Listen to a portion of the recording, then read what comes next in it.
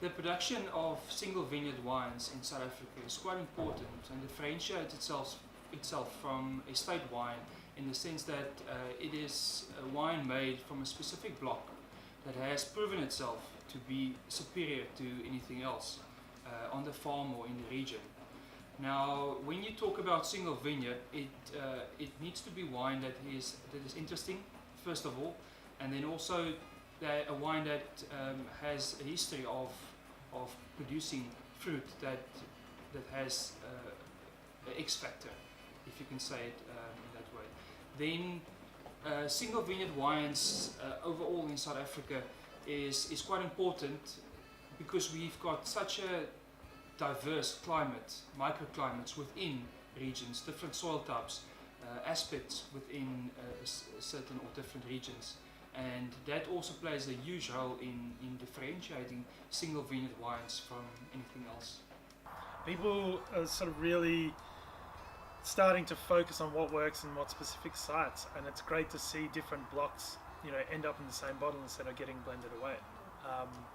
So yeah, it's just a great snapshot of a very small piece of land, which sometimes can get lost into bigger blends. We in South Africa have a tendency to buy in a lot of grapes from different properties, and for us, we're able to have the vineyard on the farm, one location. You bring in the grapes from your single vineyard, you make the wine in your cellar and produce a top quality product that you know where the grapes are from, and that consistency you can do it every year, same block, same vineyards, same barrels, and you get the same consistent result.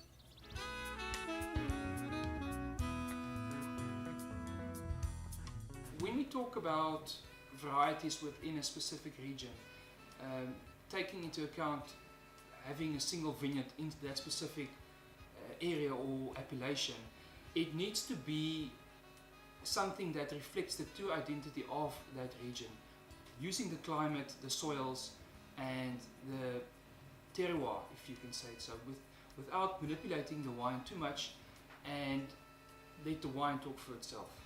The key characteristic of South African single vineyard wine is that will be the expression of the terroir. So if it's a Stellenbosch or Swartland or wherever it comes from, you'll have in Stellenbosch taking a Chardonnay, you'll have that very limey citrus on the Chardonnay, where in the Swartland will be slightly more tropical. So that specific terroir aids in the flavour of the wine. Yeah, it's just amazing. We have all these amazing sites in Stellenbosch, north, south, west, east facing slopes, and by selecting your right slope, the right soils, decomposed granite,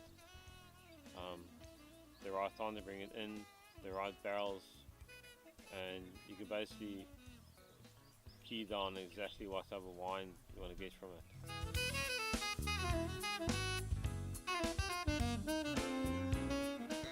That uniqueness that you get in the wine is promoted by not adding anything to the wine, keeping it as original as possible. I guess the great thing about tasting single vineyards, more so than a blended wine, is you're literally tasting a specific site.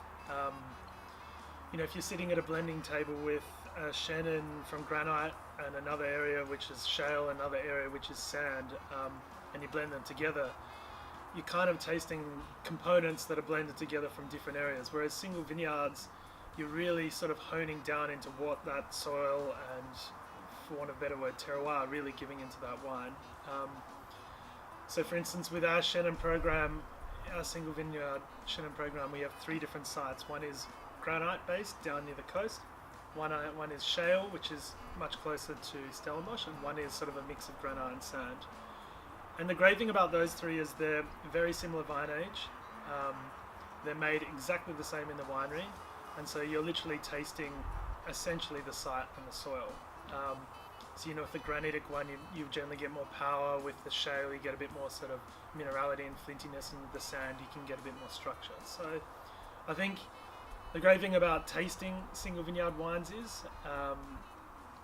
the jury's out whether they're necessarily better than blended wines, but I think they really give you an insight into a specific area. So it's a great thing to look at, especially when you've got 2 or 3 different comparisons of a same variety in a sort of horizontal tasting.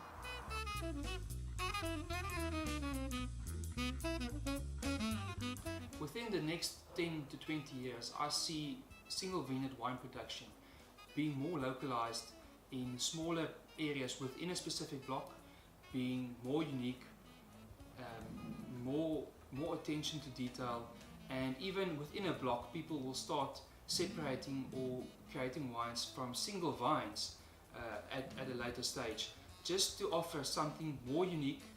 So there's more and more tendency to make your own wine from your own single block and just producing a quality product.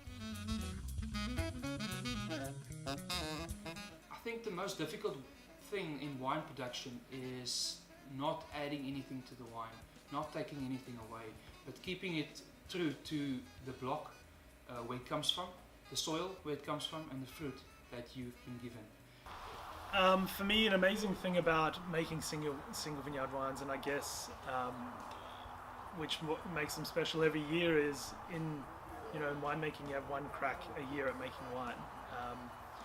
And being an agricultural product is a very seasonal thing. So one year is completely different to the next. And if you're making a single vineyard wine, it's from a specific site. And if you don't alter your production method from year to year too much, you get a great insight into not only the site but also the vintage as well. So while it's great to hunt down these sites and make these single vineyard wines, I think another really important thing for me is to sort of replicate what's happened during that harvest, because it's not being interfered with other vineyards getting blended into that site. Well, first of all, a single vineyard wine is never made just because of a marketing tool or using it as a sales tool to start selling your wine. It is something that has something different in the soil. It's a block of vineyard that offers something interesting that will make it and differentiate itself from the rest of wines sold in South Africa and all over the world.